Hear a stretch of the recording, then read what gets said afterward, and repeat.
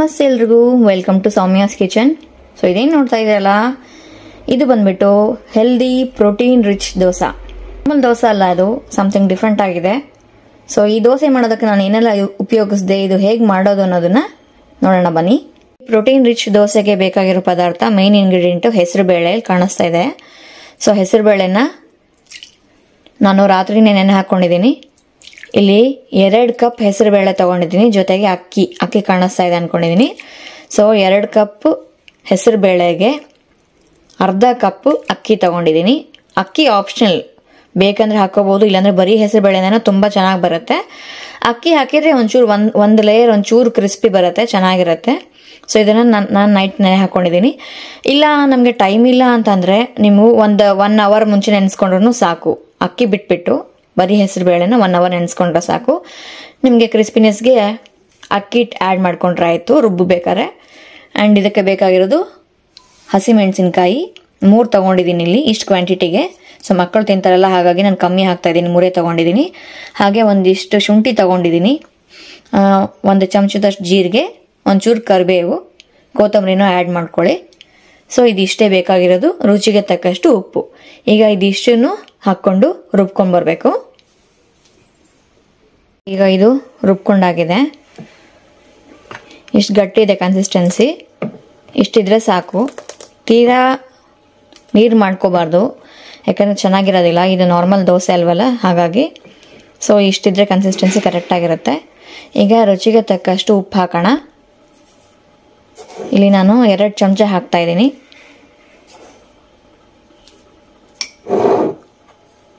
ಇದನ್ನು ನೀಟಾಗಿ ನಾನು ಸ್ವಲ್ಪ ನೀರು ಹಾಕ್ಕೊಂಡ್ಬಿಟ್ಟು,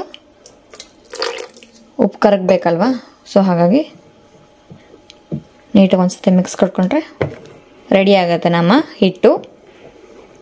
ಇದಕ್ಕೆ ಬೇಕಂದ್ರೆ ನಾವು ಏನಾದರೂ ತರಕಾರಿ ಹಾಕೋಬೋದು. ಕ್ಯಾರೆಟ್ ತುರಿದ್ಬಿಟ್ಟು, ಬೀಟ್ರೂಟ್ ತುರಿದ್ಬಿಟ್ಟು, ಈರುಳ್ಳಿ ಸಣ್ಣಗೆ ಹೆಚ್ಕೊಂಡು ಹಾಕೋಬೋದು.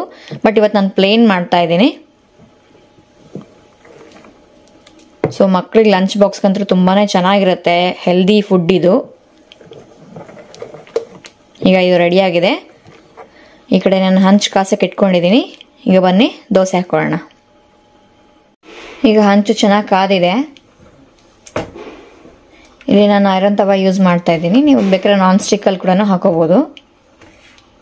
ಇದು ನಾನ್ ಸ್ಟಿಕ್ ಪ್ಯಾನ್ ಮೇಲೆ ಕೂಡ ಬರುತ್ತೆ, ಐರನ್ ತವ ಮೇಲೆ ಕೂಡ ಬರುತ್ತೆ.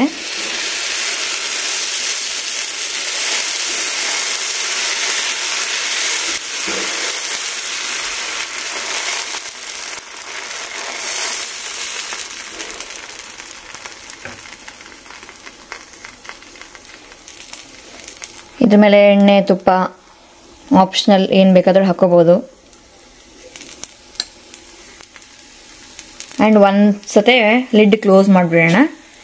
ಸೊ ಹೆಸರು ಬೇಳೆ ಆಗಿರೋದ್ರಿಂದ 2 ಸೈಡ್ ಬೇಯಬೇಕಲ್ವಾ.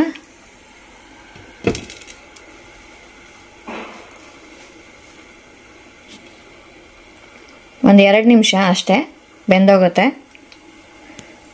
ಸೊ ಆಗಲೇ ಹೇಳಿದಾಗೆ ಇದು ಪ್ರೋಟೀನ್ ರಿಚ್ ದೋಸೆ. ಇದು ನಾವು ಹೋಲ್ ಮೂಂಗ್ ಅಂದರೆ ಹೆಸರು ಕಾಳ್ದು ಕೂಡ ಮಾಡ್ತೀವಿ ಇದೇ ಥರನೇ. ಸೊ ಅದು ಪೆಸರಟ್ ಅಂತ ಕರೀತಾರೆ ಆಂಧ್ರದಲ್ಲೆಲ್ಲ. ಇದು ಹೆಸರು ಬೇಳೆದು ಅಷ್ಟೇ ಡಿಫ್ರೆನ್ಸ್. ಬೆಳಗ್ಗೆ ಬ್ರೇಕ್ಫಾಸ್ಟ್ಗೂ ಮಾಡ್ಕೋಬೋದು, ಸಂಜೆ ತಿಂಡಿಗಂತ ಏನಾದರೂ ಮಕ್ಕಳು ಸ್ಕೂಲಿಂದ ಬಂದ ತಕ್ಷಣ ಏನಾದರೂ ಬೇಕಂದಾಗ ಅವಾಗಾದರೂ ಮಾಡ್ಕೋಬೋದು, ಅಥವಾ dinner.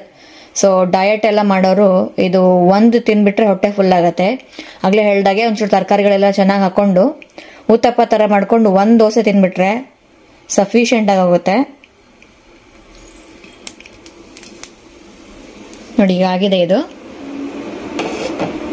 So health conscious wise ಇದು ತುಂಬಾ ಒಳ್ಳೆಯದು,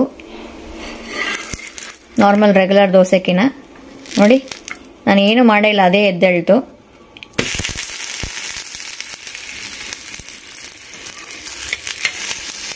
ಇಂಚೂರು ರೋಸ್ಟ್ ಆಗಬೇಕು, ಇಂಚೂರು ಕೆಂಪಗಾಗಬೇಕು ಅಂದರೆ ಇನ್ನು ಸ್ವಲ್ಪ ಹೊತ್ತು ಬಿಡ್ಬೋದು.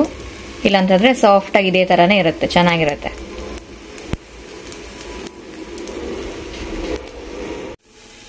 ಇದಾಗಿದೆ, ಈಗ ಪ್ಲೇಟ್ಗೆ ತಕೊಂಡ್ಬಿಡೋಣ.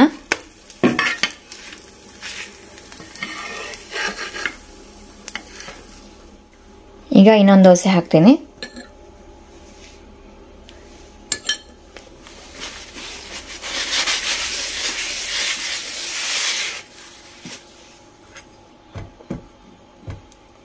ನಿಮಗೆ ಇದೇ ಕ್ರಿಸ್ಪಿಯಾಗಿ ಬೇಕಂದ್ರೆ ಅಕ್ಕಿ ಕ್ವಾಂಟಿಟಿ ಒಂಚೂರು ಜಾಸ್ತಿ ಮಾಡ್ಕೊಳ್ಳಿ. ಸೊ ಕ್ರಿಸ್ಪಿಯಾಗಿ ಬರುತ್ತೆ ಚೆನ್ನಾಗಿ. ಇಲ್ಲಾಂದ್ರೆ ಒಂದು 2 ಚಮಚ ಅಕ್ಕಿ ಹಿಟ್ಟು ಹಾಕೊಂಡ್ರು ಬರುತ್ತೆ.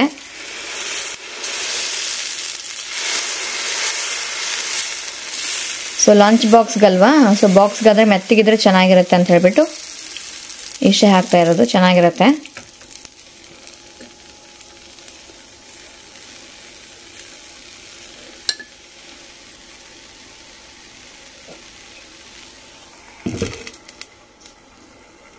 ಈಗ ಇದು ಎರಡನೇದು ಒಂಚೂರು ಕ್ರಿಸ್ಪಿ ಟೈಪ್ ಆಗಲಿ ಅಂತ ಹೇಳ್ಬಿಟ್ಟು ಬಿಟ್ಟಿದ್ದೆ ನಾನು. ನೋಡ್ಬೋದು ಈ ಥರ ಆಗಿದೆ.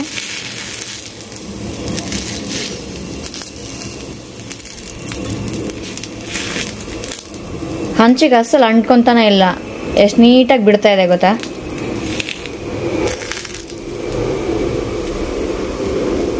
ಸೊ ಇದು ಈ ಥರ ಕ್ರಿಸ್ಪಿ ಟೈಪ್ ಮಾಡಿಬಿಟ್ಟು ಇದ್ರ ಒಳಗಡೆ ಏನಾದರೂ ಆಲೂಗಡ್ಡೆದು ಫಿಲ್ಲಿಂಗ್ ಮಾಡಿ ರೋಲ್ ಮಾಡಿನೂ ಕೊಡ್ಬೋದು.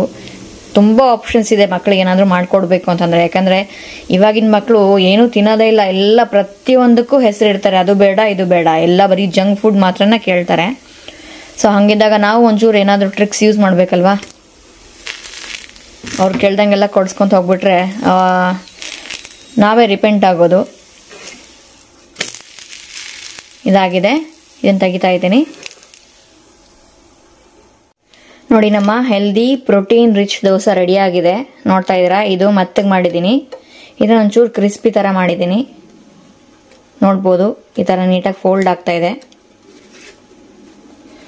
ಒಳ್ಳೆ ಮಸಾಲ ದೋಸೆ ಥರನೇ ಕಾಣಿಸ್ತಾ ಇದೆ ನೋಡಿದರೆ. ಕಲರ್ ಒಂಚೂರು ಚೇಂಜ್ ಅಷ್ಟೇ. ತುಂಬ ಚೆನ್ನಾಗಿರುತ್ತೆ, ರುಚಿ ಮಾತ್ರ ತುಂಬ ಚೆನ್ನಾಗಿರುತ್ತೆ. ಇದಕ್ಕೆ ಒಳ್ಳೆ ಕಾಂಬಿನೇಷನ್ ಅಂದರೆ ಅಲ್ಲದ ಚಟ್ನಿ ಏನು ಮಾಡ್ತೀವಲ್ವ, ಅದು ತುಂಬ ಚೆನ್ನಾಗಿರುತ್ತೆ ಇದು ಕಾಂಬಿನೇಷನು. ಇಲ್ಲಾಂದರೆ ನಾರ್ಮಲಾಗಿ ಕೊಬ್ಬರಿ ಚಟ್ನಿ ಕೂಡ ಚೆನ್ನಾಗಿರುತ್ತೆ. ಇದ್ರಲ್ಲಿ ನಾವು ಜಾಸ್ತಿ ಏನು ಮಸಾಲ ಹಾಕದೇ ಇರೋದ್ರಿಂದ ಸೊ ಅದು ಸ್ವಲ್ಪ ಟ್ಯಾಂಗಿ ಆಗಿರುತ್ತೆ, ಒಂಚೂರು ಸ್ವೀಟ್ ಆಗಿರುತ್ತೆ, ಒಂಚೂರು ಖಾರವಾಗಿರುತ್ತಲ್ಲ. ಸೊ ಒಳ್ಳೆ ಕಾಂಬಿನೇಷನ್ ಆಗುತ್ತೆ. ಒಂದ್ಸಲ ಟ್ರೈ ಮಾಡಿ. ಆ ರೆಸಿಪಿನೂ ನಾನು ಹಾಕಿದ್ದೀನಿ.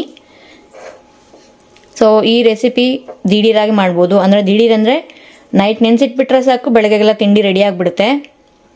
ಒಂದು ಒಳ್ಳೆ ಲಂಚ್ ಬಾಕ್ಸ್ ರೆಸಿಪಿ ಇದು. ಟ್ರೈ ಮಾಡಿ ಎಲ್ಲ ಒಂದ್ಸತ. ಹೇಗಿದೆ ಅಂತ ಹೇಳ್ಬಿಟ್ಟು ನನಗೆ ಕಮೆಂಟ್ ಮಾಡಿ. ಸೊ ಈ ರೆಸಿಪಿ ನಿಮ್ಗೆ ಏನಾದರೂ ಇಷ್ಟ ಆಗಿದೆ ಲೈಕ್ ಮಾಡಿ, ಶೇರ್ ಮಾಡಿ, ಹಾಗೆ ಸಬ್ಸ್ಕ್ರೈಬ್ ಮಾಡಿ. ಸಬ್ಸ್ಕ್ರೈಬ್ ಆಗಿರೋರು ಬೆಲ್ ಐಕನ್ ಕ್ಲಿಕ್ ಮಾಡಿ. ನಾನು ಬೇರೆ ರೆಸಿಪೀಸ್ ಎಲ್ಲ ಚೆಕ್ ಮಾಡಿ ಟ್ರೈ ಮಾಡಿ. ಮತ್ತೆ ಮುಂದಿನ ಬ್ಲಾಗಲ್ಲಿ ಸಿಗ್ತೀನಿ. ನಮಸ್ತೆ ಎಲ್ರಿಗೂ. ನಮಸ್ತೆ ಕರ್ನಾಟಕ.